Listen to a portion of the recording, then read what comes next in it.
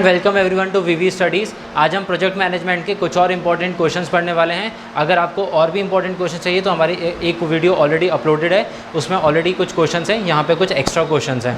So first question is what is strategy and capital allocation. अब basically अगर आप कोई प्रोजेक्ट स्टार्ट करने वाले हैं तो आपके पास एक स्ट्रैटेजी होनी चाहिए कि आप किस तरीके से उस प्रोजेक्ट को इम्प्लीकेट करने वाले हैं, या फिर जब आप आप ग्राउंड लेवल पे उसके ऊपर काम करोगे तो किस तरीके से काम करोगे। जैसे उसमें बेसिक जो चीज़ें होती हैं, मान लीजिए आज आपके पास n number of business opportunities हैं, तो आप उसमें से कौन सा बिज़नेस सेलेक्ट करोगे, दैट इज़ वेरी इंपॉर्टेंट। कि अगर आज आपको कार का बिज़नेस करना है, ऑटोमोबाइल का बिज़नेस करना है, आपको टेक्सटाइल का बिज़नेस करना है, आपको फार्मा का बिज़नेस करना है, सो बहुत सारे इंडस्ट्रीज़ हैं। उस इंडस्ट्री में से आपको कौन सा इंडस्ट्री सेलेक्ट करनी है और इस इंडस्ट्री में किस लेवल पे काम करना है। देन आप अपने 4 P's डिसाइड करोगे, जो कि बेसिकली मार्केटिंग का पार्ट हो जाएगा। देन आप अपने फाइनेंसिंग डिसाइड करोगे कि आपको कहाँ कितना पैसा लगाना है, कहाँ से वो पैसा रेज़ करना है। सो ये सब आपकी स्ट्रैटेजी में आ जाएगा। और उस बिज़नेस को किस तरीके से रन करना है, आपके बिज़नेस के क्या स्ट्रेंथ्स रहेंगे, आप जो कंपटीशन उसके साथ में कैसे किस तरीके से अपने कंपटीशन के साथ में compete करेंगे, क्या बेटर टेक्नोलॉजी लेकर आओगे, क्या बेटर सर्विसेज प्रोवाइड करोगे, क्या आप प्राइसिंग कम रखोगे या प्राइसिंग आप ज़्यादा रखोगे, आप जो कस्टमर्स हैं उनको एक्वायर कैसे करोगे। सो ये सब आप स्ट्रैटेजी में आपने डिसाइड करोगे।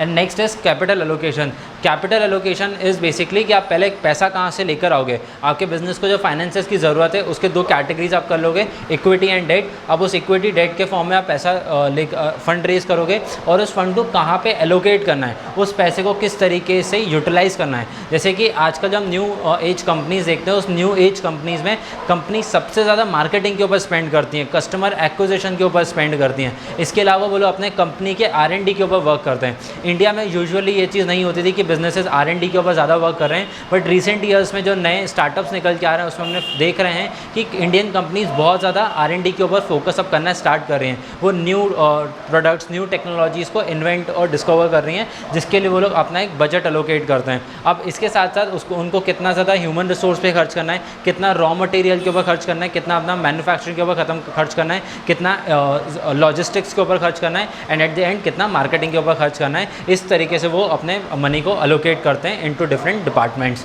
Next question is market and demand analysis. अब ये एनालिसिस का ही पार्ट है, मार्केट एंड डिमांड। तो आप बेसिकली जब आप किसी भी प्रोडक्ट को लॉन्च करने वाले हो तो उसके लिए आप मार्केट के ऊपर रिसर्च करते हो। फॉर एग्जांपल आपका एक नया न्यू प्रोडक्ट है जो कि अभी ऑल ओवर द वर्ल्ड कहीं पे भी अवेलेबल नहीं है।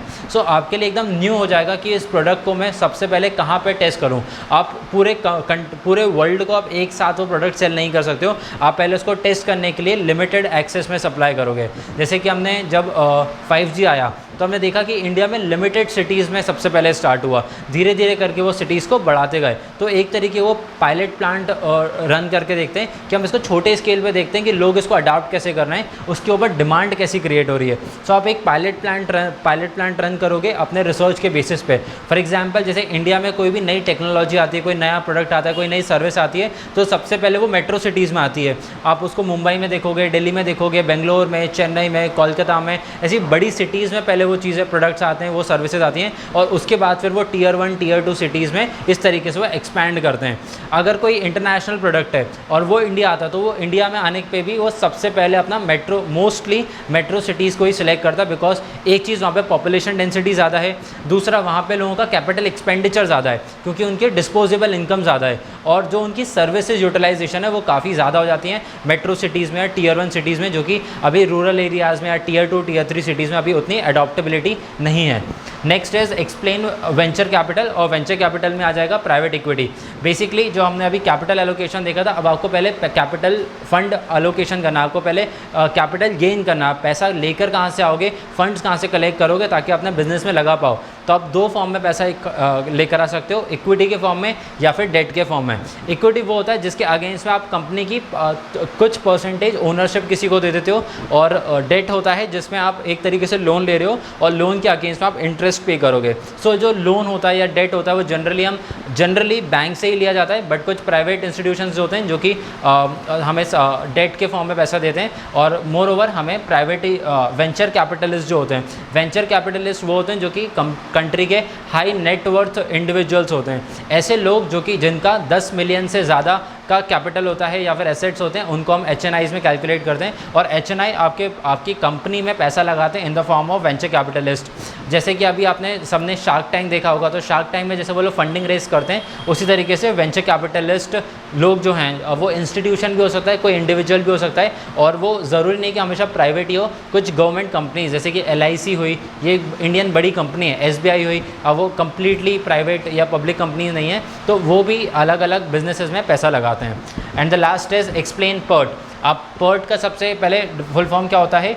Program evaluation review technique. Basically इसमें आपका टाइम एस्टिमेशन होता है। आप कोई भी अगर प्रोजेक्ट अंडरटेक कर रहे हो, फॉर एग्जांपल जैसे कि मैंने किसी कंपनी, किसी XYZ कंपनी को एक बिल्डिंग डिज़ाइन करने का, बिल्डिंग बनाने का प्रोजेक्ट दिया है, तो वो उस प्रोजेक्ट को कितने टाइम में कंप्लीट करेगा, इसके लिए वो PERT यूज़ करेगा कि उसको कौन सा बेसिकली जो भी पूरा प्रोजेक्ट है उसको वो फेजेज़ में ब्रेक डाउन करेगा। अब फेजेज़ में जैसे उसके पहले लीगल एंड डॉक्यूमेंटेशन वर्क होगा, फिर रॉ मटेरियल प्रोक्योर करना होगा, फिर ह्यूमन रिसोर्स का हो सकता है, ह्यूमन रिसोर्स एलोकेशन, फिर वो फंड्स को अरेंजमेंट। तो हर चीज़ में, हर डिपार्टमेंट में आपको कुछ ना कुछ टाइम स्पेंड करना पड़ेगा, चाहे आप कोई भी बिज़नेस स्टार्ट करो। तो उस बिज़नेस के लिए आपको कितना टाइम लगने वाला है, आपको प्रोजेक्ट कंप्लीट करने के लिए कितना टाइम लगने वाला है, उसके लिए आप PERT यूज़ करोगे। जैसे कि आजकल सॉफ्टवेयर कंपनीज़ है, अब किसी जैसे मान लीजिए TCS है, इन्फोसिस है, उनके पास किसी XYZ कंपनी का प्रोजेक्ट आया, उस प्रोजेक्ट ने आपको पूछा कि आप मेरे को ये प्रोजेक्ट या सॉफ्टवेयर कितने टाइम बाद आप मेरे को दे दोगे, तो उसके लिए वो लोग PERT यूज़ कर सकते हैं। अब PERT आपको एग्जैक्टली तो नहीं, बट एक अप्रॉक्सीमेशन टाइम बता देता है on the basis of your previous data and the recent data. तो आप दोनों डेटा को कंबाइन करोगे और उसमें PERT आपको एल्गोरिदम यूज़ करके आपको डेटा देगा कि आपको कितना टाइम लग सकता है इस प्रोजेक्ट को कंप्लीट करने में। So I hope these 4 questions are clear to you. If you have any query then please leave your queries in the comments down below. Thank you for watching a video.